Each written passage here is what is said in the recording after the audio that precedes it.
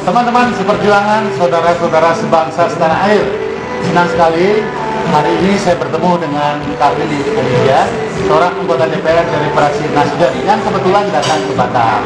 Nah, dalam pagi ini saya akan berbincang dengannya tentang pokok persoalan terhadap tertundanya sekian lama, hampir 16 tahun, rancangan undang-undang pekerja rumah tangga atau pembantu rumah tangga. Tertundanya RUU ini tentu membawa implikasi tidak ada perlindungannya pekerja domestik di luar negeri dari Indonesia dan juga pekerja rumah tangga. Apa sih sebenarnya masalah yang membuat undang-undang ini begitu lama tidak bisa dibahas di paripurna DPR? Dan mengapa Kakak Willy berinisiatif untuk mengusulkan RUU ini kembali dibahas di paripurna DPR? Nah, untuk saya akan wawancarai Kak Willy bagaimana pentingnya RUU pekerja ini untuk dijadikan undang-undang. Kak Willy, apa kabar Kak? Sehat Kakak Brigado. Tos dulu. Nah, ini Kakak lagi di Batam nih. Saya minta waktunya ini 30 menit ya. Karena sangat penting sekali Kak bagi publik untuk mengetahui apa yang terjadi nih di dapurnya DPR. Kenapa hampir 16 tahun saya dengar RUU PRT ini tidak kelar-kelar? Di mana sih masalahnya? Nah, kita ingin tahu nih Kak Willy, apa alasan Kak Willy mengangkat RUU ini kembali untuk dibahas di DPR sebagai undang-undang nantinya Kak? Ya, Kakak Brigaldo, saya teringat karena salah seorang idol saya itu adalah Bung Karno. Bung Karno mengatakan secara tegas, memberi nama pamflet perjuangan yang khusus perempuan itu Sarinah.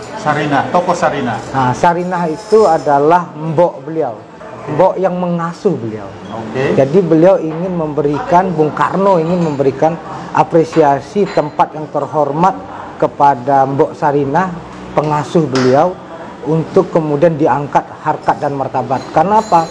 Bung Karno mengatakan Sarinah lah yang mengajarkan cinta kasih kepada Bung Karno, dan bagaimana kemudian Bung Karno ingin menghormati, memanusiakan harkat dan derajat seorang Mbok Sarinah.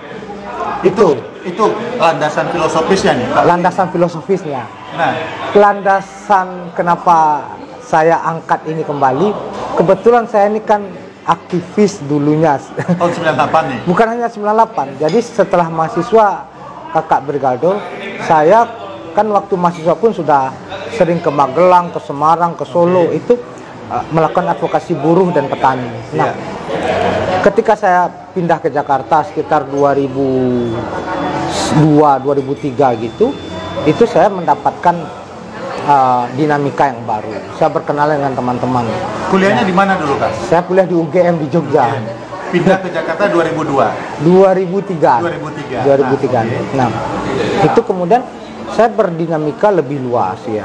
Banyak melakukan advokasi. Advokasi pendampingan terhadap buruh gitu ya? Buruh dan miskin kota. Saya kebetulan yang dampingi teman-teman pekerja rumah tangga ini adalah teman-teman sesama dulu di Jogja. Terus mereka berdinamika di Jakarta. Nah, terjadilah ketika saya jadi anggota DPR, mereka datang, saya terima, kami berdialog. Awalnya saya bertanya, ini undang-undang apa gitu, apa yang ingin diatur. Nah, setelah ngobrol banyak, akhirnya saya baca draft dan naskah akademik. Nah, memang seperti kata Kakak Brigaldo tadi, itu mangkrak hampir 16 tahun. 16 tahun. Karena cukup lama, 3 periode. 3 periode presiden berarti. Nah, jadi kenapa ini mangkrak? Ternyata memang ada momok dalam tanda petik bahwasanya ini undang-undang akan didorong menjadi suatu hubungan kerja yang lebih formalis, yang lebih industrialis. Tentu ini akan menjadi yang ketakutan ini majikan atau siapa ini Kak kira-kira? Ya, kalau dalam relasi yang feodal itu namanya majikan. Tapi kalau dalam relasi yang kita lebih bermartabat gitu, itu pemberi kerja. Pemberi kerja. Nah, dan ini publik ketakutan. Kenapa? Yang menggunakan jasa dan tenaga. Ini dua hal nih, nanti kita jelaskan. Jasa dan tenaga pekerja rumah tangga ini tidak hanya middle up, gitu, kelas menengah atas, tapi juga dari kelas menengah ke bawah, gitu. Nah, sehingga dengan fenomena masyarakat kita yang gemuk di tengah, maka kemudian informalitasnya sangat tinggi. Jadi pekerja rumah tangga itu bagian dari informalitas itu. Nah, artinya kalau piramida yang besar yang gemuk itu di tengah. Di tengah. Yang menggunakan informalitas. Informal, kaki lima, pedagang ngasongan, dan kemudian sekarang pekerja paruh waktu, dan sekarang pekerja serabutan begitu. Ya, pekerja rumah tangga bagian dari itu. Pekerja rumah tangga bagian dari yang di tengah ini tadi. Sebelum kita lebih jauh tentang rancang undang-undang perlindungan pekerja rumah tangga ini, kalau Kakak Brigaldo dengar cerita-cerita di Eropa atau Amerika itu kan memang pekerja domestic workers itu gajinya luar biasa. Iya. Saya pernah dapat cerita dari seorang Bu Menteri sahabat kita, Bu Siti Nurbaya, yang waktu itu ngambil doktoral di Belanda, itu gajinya bisa 3.500 gulden. Wow, gede sekali. Nah, kenapa mereka memang relasinya formal dan kemudian itu mendapatkan posisi yang benar-benar luar biasa. Artinya Kak Willy, saya melihat menangkap bahwa RUU perlindungan PRT ini mau disetarakan dengan perlindungan buruh yang formil gitu. Bukan begitu. Bukan begitu ya? Bukan. Terus Inilah apa kira-kira? Ini yang ingin saya jelaskan. Ini yang ingin kita harus sampaikan. Kenapa? Karena jangan kemudian karena momok, karena ketakutan, lalu kemudian kita melakukan penolakan begitu saja. Nah, di dalam kultur kita itu ada banyak tradisi orang bawa orang gitu. Ya. Ada kultur Jawa itu ada tradisi ngenger.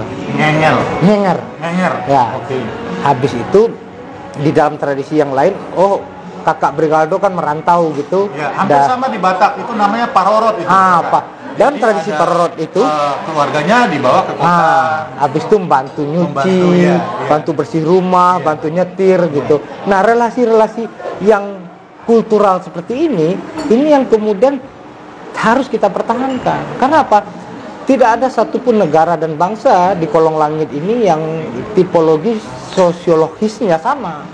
Maka kemudian kita juga tidak harus terjebak dalam relasi rejim kerja yang sifatnya industrialis, yang kapitalistik. Tidak gitu. Jadi kalau untuk skopnya ini dibiarkan begitu kan? Nah, saya ingin jelaskan begini. Apa yang paling urgent dari proses perlindungan pekerja rumah tangga? Karena apa? Dalam undang-undang dasar kita, setiap warga negara itu diperlakukan sama, harus mendapatkan hak yang sama. Nah, bahkan kita lihat dulu dalam kisah-kisah Nabi gitu, mereka adalah orang-orang yang membebaskan budak. Kan dalam pekerja rumah tangga ini kan kita bahasakan suatu hal yang dulu kan ada tadi pembantu, ada babu gitu ya, ada asisten gitu ya. Nah, habis itu mereka dimerdekakan oleh para nabi. Ini kan sebuah relasi yang luar biasa gitu. Nah, saya ingin katakan ini kita kenapa menggunakan kata istilah pekerja rumah tangga. Jadi pembantu diganti pekerja. Kenapa bisa seperti itu?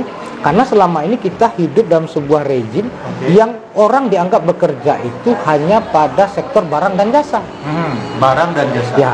Inilah yang dilindungi RUU tenaga kerja. Ya. Tapi di dalam domestik, orang yang bekerja di dalam ranah sosial itu tidak dianggap pekerja. Padahal kalau kita lihat pekerja rumah tangga itu memiliki dua posisi sekaligus yang berkelindan yang sangat kuat.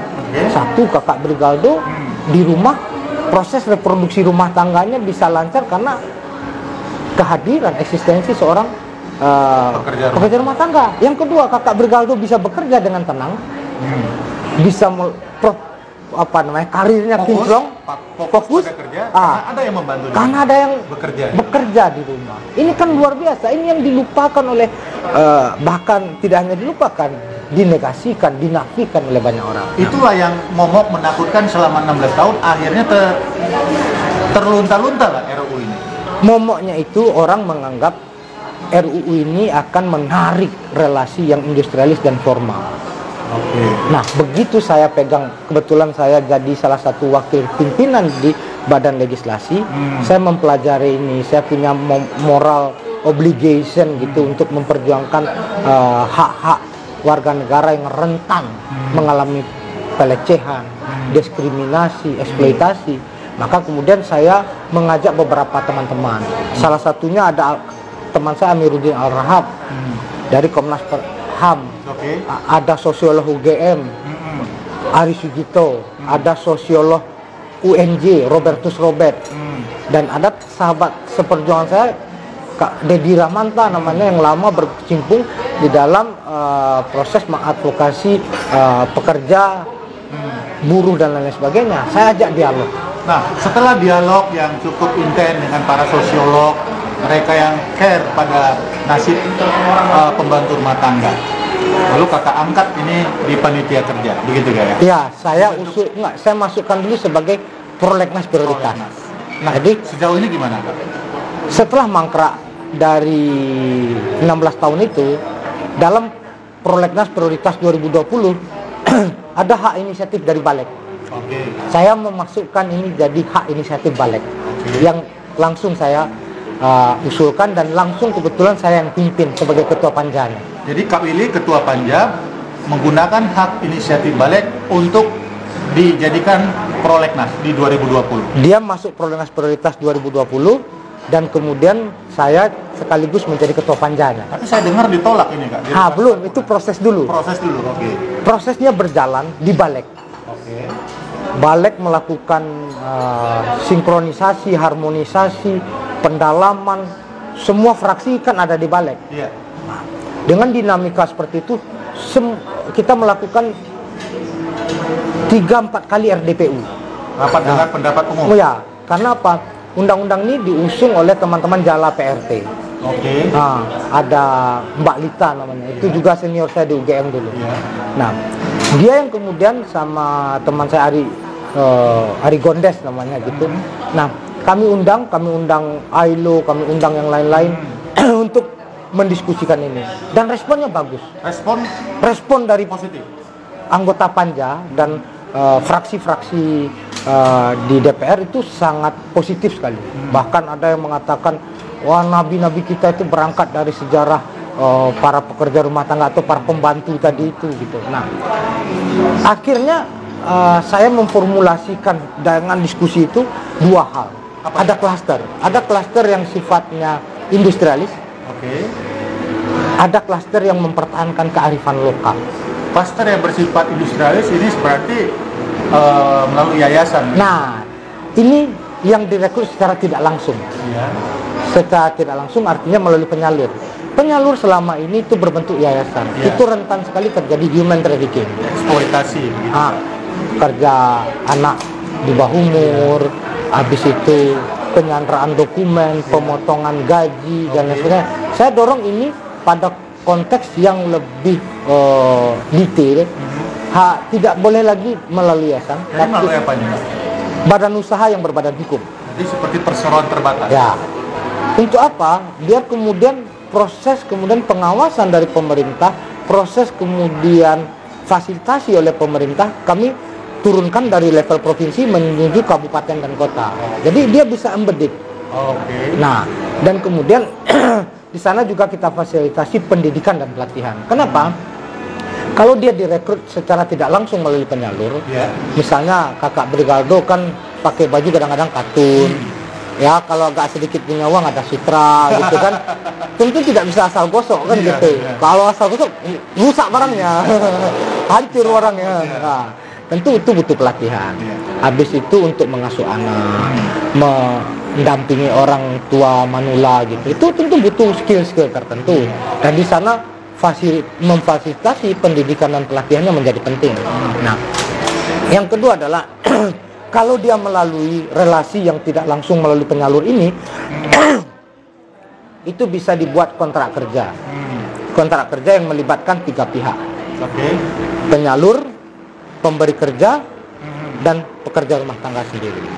Nah, ini memang kita atur secara based on kontrak kerja. Tapi ini skalanya kecil. Dari 5 juta pekerja rumah tangga yang ada di Indonesia, catatan Kak Willy ada 5 juta pekerja rumah ya, tangga. itu yang terdata ya? Ya. Yang tidak terdata?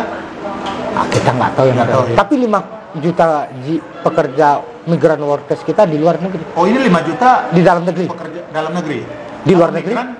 Yang khusus domestic workers 5 juta. Apa implikasinya undang-undang ini terhadap pekerja migran? Nanti kita sampai di sana. Okay. Kita lanjutkan barang satu ini dulu. Okay. Tadi relasi yang tidak langsung melalui penyalur. Relasi yang kedua adalah Kakak Bergaldo, itu relasi yang langsung. Yang Ketika seperti kakak saya punya saudara begitu ya. Atau Kakak Bergaldo pengen merekrut pengasuh atau babysitter gitu. Itu tidak memiliki basisnya, azas undang-undang ini adalah kekeluargaan dan kekerabatan. Dan tujuan undang-undang ini dibuat adalah terjadinya relasi kerja yang harmonis dan berbasiskan memanusiakan manusia. Itu. Jadi tidak usah takut. No wongke. Itu poinnya. Kenapa? Karena yang harus kita lihat adalah di sana tidak butuh kontrak kerja, butuh kesepakatan saja. Dan jam kerjanya hanya kesepakatan yang manusiawi. Nggak ada jam lembur, nggak ada UMR, nggak ada serikat. Ini kan bagaimana mengukurnya bahwa akan terjadi keadilan di sana? Bukankah ada juga yang tadi kakak sebut memanfaatkan, mengeksploitasi? Nah, disinilah kemudian ini undang-undang yang bertumbuh berkembang, minimal dinamis, dinamis. Kita memberikan pengakuan.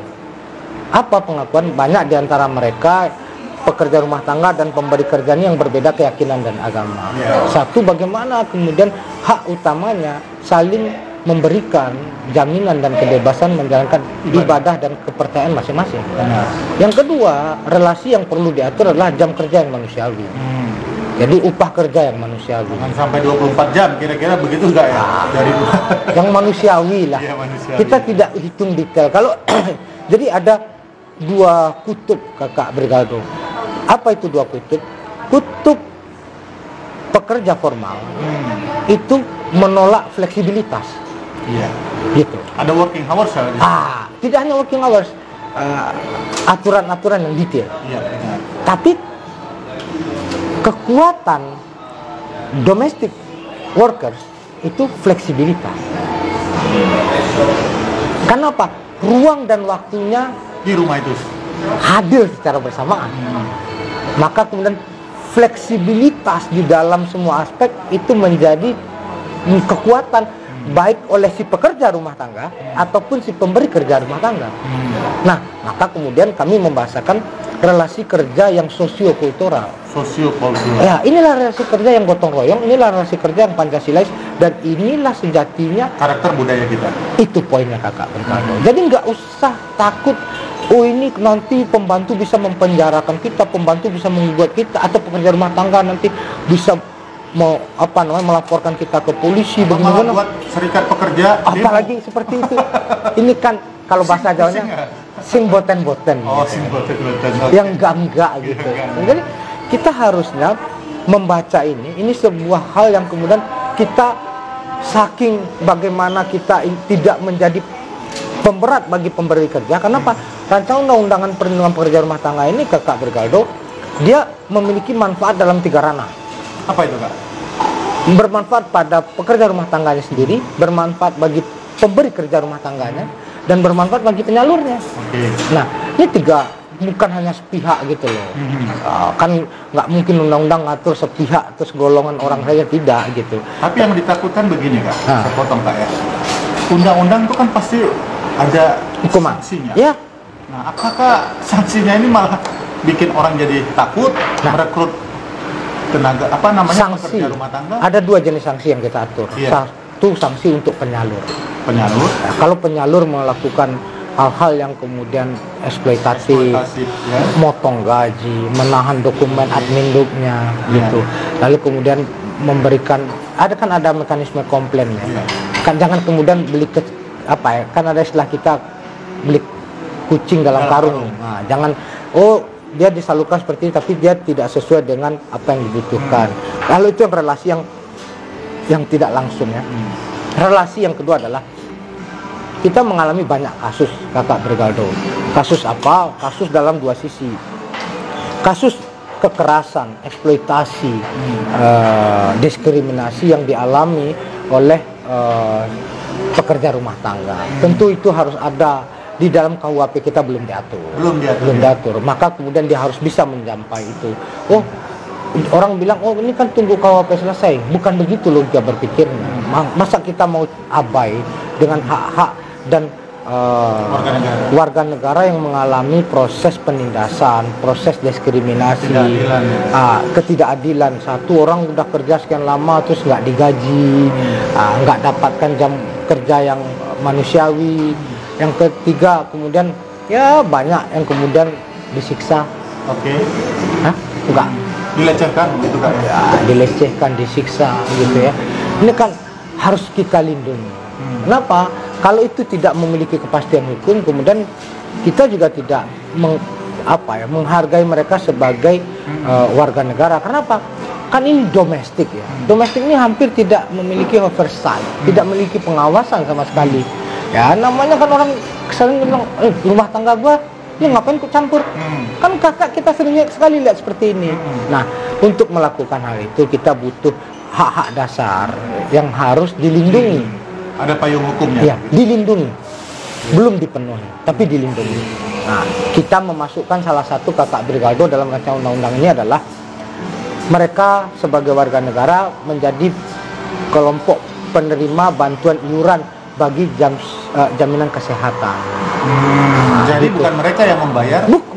Bukan pemberi kerja yang membayar. Pemberi, tapi pemerintah, negara. Kenapa dengan proses ini kemudian negara juga jadi lebih teratur? Apa iri yang lain Kak? Pekerja yang lain? Karena ini besar jumlahnya 5 juta. Ya enggak, ini kan proses yang kita dorong untuk kemudian bisa lebih. Setiap warga negara kan memiliki equal right ya, hak yang sama. Kalau kita tidak tutup mata untuk ini diskriminatif, untuk ini tidak bisa. Nah, itu jadi proses inilah yang benar-benar kita dorong.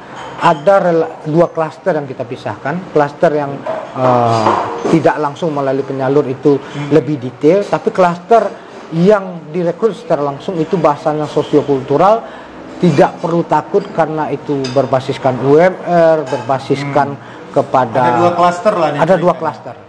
Nah, Kak, ini dari komparasi perbandingan mungkin dengan negara-negara yang memiliki domestic worker yang banyak seperti Filipina ya dan negara-negara lain.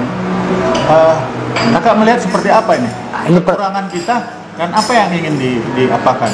Ini pertanyaan kakak Brigaldo yang ke depan tadi. 5 juta orang yang di luar negeri itu tidak memiliki bargaining position sama sekali. Tidak punya nilai tawar. Tidak memiliki nilai tawar, bahkan dipandang sebelah mata. Lu teriak-teriak, negara lu aja nggak ngatur. Oke. Nah, ini yang berbeda dengan Filipina yang sangat melindungi ya. Melindungi. Artinya kita peraturannya masih selevel permen. Peraturan menteri. Ya. Kalau kita baca konvensi ILO tentang domestic workers itu sangat fleksibel sekali. Sangat fleksibel.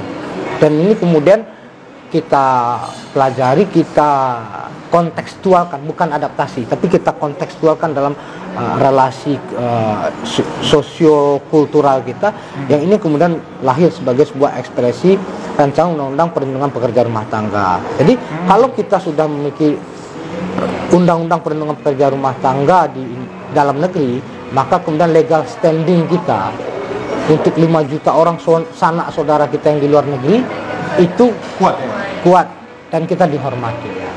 Nah, kembali ke yang kakak Brigaldo, terus kenapa ini, di mana letak kendalanya?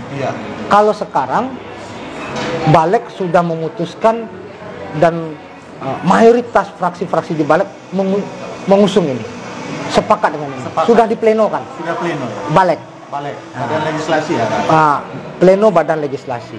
Karena ini tempat AKD-nya dibahas. Nah, alat kelengkapan dewan. Ya, alat kelengkapan dewannya dibahas. Kan yang lain ada komisi. Kalau dulu ini di komisi 9. Ini di komisi mana? Dulu. Kalau sekarang di Balik. Oke, di Balik. Nah, saya yang kawal langsung. Kakak di komisi berapa Kak? Saya komisi 1 tapi Balik. Ya. Nah, jadi ini sudah diputuskan sebagai hasil yang akan dibawa ke sidang paripurna, ke rapat paripurna.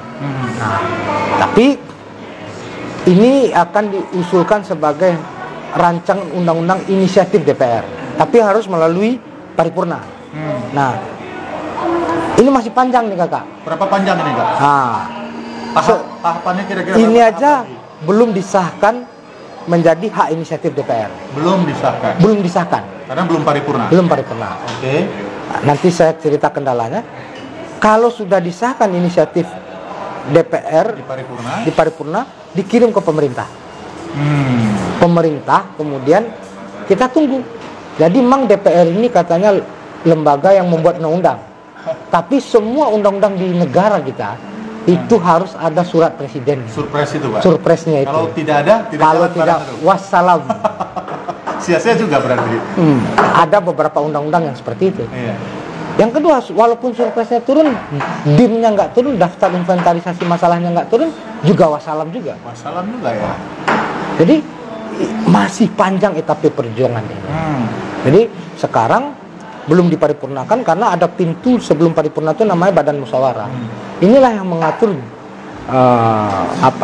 yang mengatur agenda-agenda paripurna. Walaupun secara tata tertib tidak boleh Bamus menghalangi apa yang sudah diputuskan oleh Balik, harus disidangkan, harus diparipurnakan. Nah, syarat-syarat untuk kayak melompat ke berikutnya di dalam paripurna itu apa? Lebih politis saja. Lebih politis. Lebih politis. Apakah voting? Kalau voting, kalau itu masuk paripurna, saya yakin itu menang. Kenapa? Karena di Balik sudah menang. Kita menang mutlak. Tapi memang ada momok. Ada momok yang kemudian ya bahkan beberapa kali kakak Bergaldo saya dibully. Oh, sempat dibully. Pak, saya mengalami pembulian. Ya, orang-orang sampai bilang, Willy, jangan hard feeling. Ini politik. Tapi bagi saya ini bukan masalah hard feeling. Ya ini diri saya. Iya. Ini perjuangan saya. Nah, ada suara teman-teman. Bukan hanya suara teman, berjuang bersama saya. Nah, dan tentu kita harus bukan hanya mengawal. Saya person yang in charge, yang ketua panja, yang mengusulkan ini. Dan kemudian saya berkomunikasi dengan teman-teman yang lain dan mayoritas sepakat. Kenapa? DPR ini wajahnya terlalu hardcore. Iya, terlalu keras gitu. Semua undang-undangnya tua. Nggak ada undang-undang yang populis dan berpihak pada rakyat. Dan rancang undang-undang perlindungan pekerja rumah tangga ini adalah salah satu rancang undang-undang yang mungkin populis. Karena ini sangat kering ini kan undang-undangnya. Soalnya kalau undang-undang yang berkaitan dengan pengusaha, undang-undang minerba, omnibus law dan sebagainya itu kayak petir aja kan. Nah, saya ingin tahu ini kak. Ini kan penting karena sangat pro berpihak kepada publik ya, masyarakat bawah terutamanya. Kira-kira kakak yakin berhasil ini? Saya harus yakin. Kenapa? Karena saya yang berjuang untuk itu. Kalau saya berjuang tidak memiliki keyakinan, buat apa saya berjuang? Berarti lobby-lobbynya berat ini kak ya? Iya, perjuangan selalu berat ya? Tidak ada perjuangan yang mudah. Apalagi untuk mereka-mereka yang lemah ini kak? Ya, dan ini saya komunikasi dengan teman syukur, ada teman-teman Jala PRT yang bersama-sama, ada teman-teman Kowani, ada teman-teman yang lain yang bersama-sama aktivis perempuan gitu. Kenapa? Yang mayoritas dari pekerja rumah tangga itu adalah perempuan. Pasti. Ya. Bagaimana komitmen untuk bersama-sama melindungi ini? Dan politik itu adalah pilihan. Politik itu adalah keberpihakan. Kita berpihak seperti kata kakak Bergaldo tadi, kepada siapa? Berpihak kepada kelompok ini, berpihak pada kelompok ini. Tapi moralnya tentu yang membutuhkan keberpihakan itu adalah mereka yang lemah. Pasti. Mereka yang rentan. Nah, di sanalah kemudian sikap politik hadir. Sikap politik, ekspresi keberpihakan itu hadir. Jangan pukul yang lemah, bela yang lemah. Ya, itu poinnya kakak. Oke, terima kasih kakak. Teman-teman seperjuangan, saudara-saudara sebangsa setanah air, tentu kita sudah dapat insight pencerahan dari Kak Willy Aditya, anggota DPR Komisi 1 dari fraksi Nasdem, yang bukan saja mengawal tetapi juga menginisiasi lahirnya Undang-Undang Perlindungan Pekerja Rumah Tangga, pembantu rumah tangga, tapi pembantu dikasih kata diksi pekerja kayak. Pekerja. Untuk lebih menghormati agar tidak ada diksi-diksi yang kesannya itu adalah penghinaan martabat kemanusiaan. Nah, tadi dari bincang-bincang ini tentu yang diharapkan adalah supaya publik juga mendukung secara penuh. Teman, jika kalian mendengarkan suara ini, suara kami, sampaikanlah kepada teman-teman semuanya bahwa Kak Willy Aditya bersama teman-temannya membutuhkan suara kita agar lebih nyaring, lebih kencang, sehingga tidak sia-sialah perjuangan anggota DPR Kak Willy Aditya bersama teman-teman untuk memberlakukan undang-undang ini, melindungi banyak pekerja rumah tangga. Terima kasih nih Kak Willy buat insight-nya. Saya berharap Kak Willy tetap semangat ya. Semangat terus. Walaupun banyak ada dibully, cukup melelahkan ya lobby-lobby terhadap teman-temannya, tapi saya percaya Kak Willy sudah memiliki karakter petarung sejak muda ya Kak Willy. Kita harus kemudian optimis terus. Oke. Masih banyak PR-PR kita, ini salah satu langkah saja. Ini salah satu, masih banyak yang lain yang harus kita perjuangkan. Tapi berjuang membutuhkan kebersamaan. And head, mari bergandengan tangan. Dan kalau kita bergandengan tangan, tidak ada karang yang akan menghambat perjuangan. Oke, luar biasa. Inilah kata-kata dari Kak Willy sebagai penutup. Terima kasih teman-teman, tetap semangat untuk Indonesia. Mereka merdeka.